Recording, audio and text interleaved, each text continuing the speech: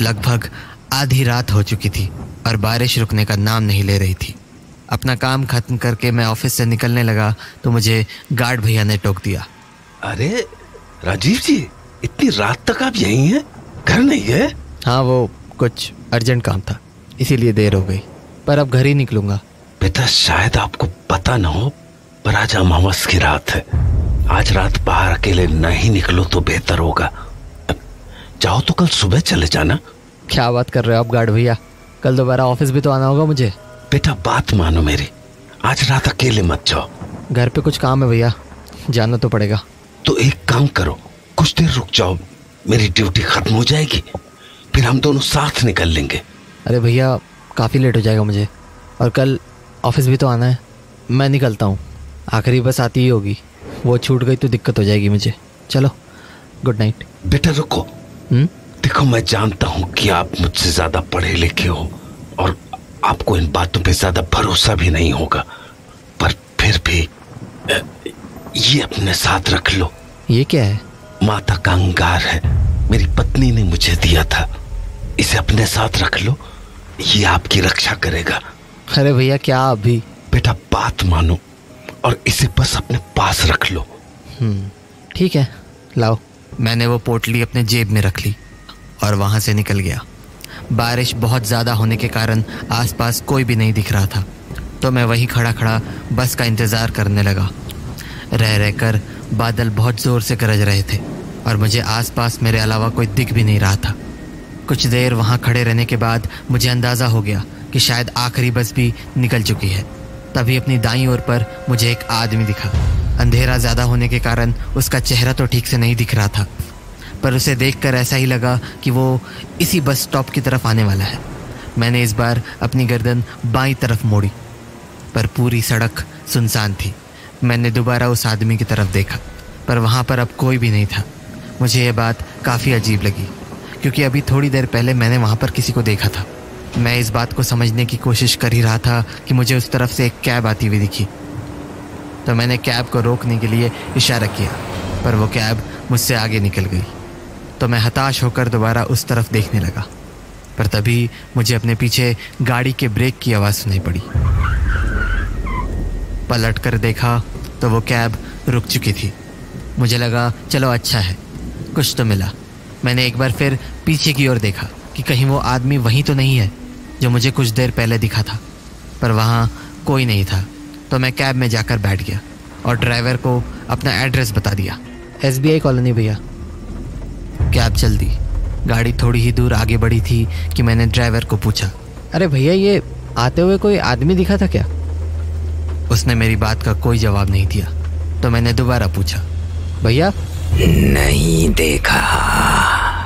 अच्छा, अजीब है, कुछ देर पहले मैंने किसी को देखा तो था, पता नहीं कहाँ गायब हो गया। वो ड्राइवर कुछ देर गाड़ी चलाता रहा और फिर बोला, आज अमावस की रात है। हाँ, क्या मतलब? अमावस की रात को अक्सर ऐसे भटकते हुए साए दिख जाते हैं। हाँ, ये क्या बातें कर रहे हो? ये बकवास की चीजें मैं नहीं मानता हूँ, ठीक है? उल्टे पुल्टे लॉजिक्स मत दो मुझे। कहते हैं ऐसे साए हर अमावस की रात को अपना शिकार ढूंढते हैं। हेलो, क्यों बता रहे हो मुझे ये सब? कहना नहीं जानना है मुझे कुछ। और अगर किसी इंसान की नजर इन सायों पर पड़ जाती है, यार स्टॉप इट, समझ नहीं आ रहा है क्या तुम्हें? तो उसकी मौत तय हो जाती है। अरे तुम पागल वागल हो क्या? गाड़ी रोको यार, मुझे नहीं जाना है कहीं। जैसे आज तुम्हारी मौत तय है। व्हाट नॉनसेंस, तुम्हारा दिमाग फिर गया है क्या? लिसन, गाड़ी रोको, मुझे नहीं जाना है कहीं भी। Just stop the cab. पर मेरी बातों का मानो उस पर कोई असर ही नहीं हुआ। उसने गाड़ी नहीं रोकी। तो मैंने उससे दोबारा कहा, मेरी बात समझ नहीं आ रही है क्या? गाड़ी रोको चुपचाप। अपनी बाईं तरफ देखो, सब समझ आ जाएगा। अरे व्हाट बाईं ओर? क्या है बाईं ओर? सड़क पर देखो। उसके बोलने पर जब मैंने अपनी गर्दन सड़क की ओर मोड़ी तो मुझे वहाँ एक आदमी खड़ा दिखा। कपड़ों से वो भी कोई कैब ड्राइवर ही लग रहा था और अंधेरे के कारण उसका चेहरा ठीक से दिख भी नहीं रहा था। मुझे समझ नहीं आया कि आखिर ड्राइवर ने मुझे बाईं ओर देखने को क्यों बोला। तो मैंने गर्दन वापस सीधी की और ड्राइवर की ओर देखा, पर सामने का नज़ारा देख के मेरे होश उड़ गए। वो ड्राइवर अपनी सीट से गायब हो चुका था और गाड़ी अपने आप चली जा रही थी। मुझे समझ नहीं आ रहा था कि आखिर हो क्या रहा है। तभी गाड़ी में जोर का ब्रेक लगा और मेरा सर सीट पर जा भिड़ा। मैंने आंखें खोली तो देखा कि वो ड्राइवर पीछे मुड़कर मुझे ही देख रहा है और फिर उसने मुझसे कहा, साहब क्या हुआ, आप ठीक हो ना? क्या?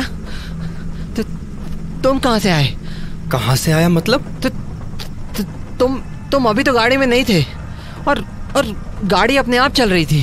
क्या बोल रहे हो साहब, होश में तो हो। देखो, पागल मत बनाओ मुझे। अभी थोड़ी देर पहले तुमने ही कहा कि आज मेरी मौत तय है और फिर तुम गाड़ी से गायब हो गए। कैसी बातें कर रहे हो साहब, भला मैं आपसे ये सब क्यों कहूँगा। छोड़ो, रहने दो। पक्का आपने कुछ नशा किया है। आपकी सोसाइटी आ गई है, मेरा भाड़ा दो और जाओ। उस ड्राइवर की बात पर मुझे अब भी यकीन नहीं हो रहा था। मेरा मन ये मानने को बिल्कुल तैयार नहीं था कि जो मेरे साथ हुआ वो मेरा कोई वहम था। पर मैंने बात ज़्यादा नहीं बढ़ाई और कैब से बाहर निकल गया। अगली सुबह डाइनिंग टेबल पर बैठे हुए मुझे अपनी जेब से वो माता के अंगार वाली पोटली मिली, पर अब उस पोटली का रंग काला हो चुका था। मुझे ये बात काफ़ी अजीब लगी क्योंकि कल रात तो उसका रंग लाल था। तभी मुझे मेरे एक ऑफिस कलीग का फ़ोन आया। हेलो, कहाँ पर है? घर पर हूँ, ऑफिस के लिए निकलने वाला हूँ। क्यों? हाँ तो ऑफिस आते हुए पुरानी फैक्ट्री वाला रास्ता लेकर शमशान आ जाना। शमशान? क्यों? अरे वो गार्ड भैया थे ना, हाँ, कल रात एक एक्सीडेंट में उनकी डेथ हो गई। व्हाट? हाँ, शायद किसी कैब ने टक्कर मार दी। एनीवे, तू जल्दी से आ जा। अपने कलीग की बात सुनकर मेरे होश उड़ गए। मुझे विश्वास नहीं हो रहा था कि ऐसा कैसे हो सकता है। तभी मेरी नज़र वापस से उस पोटली पर गई जो गार्ड भैया ने मुझे दी थी और मेरे आंखों के सामने सब कुछ साफ हो गया। मैं समझ गया कि अगर उस रात मेरे पास वो पोटली नहीं होती तो आज मैं जिंदा नहीं होता।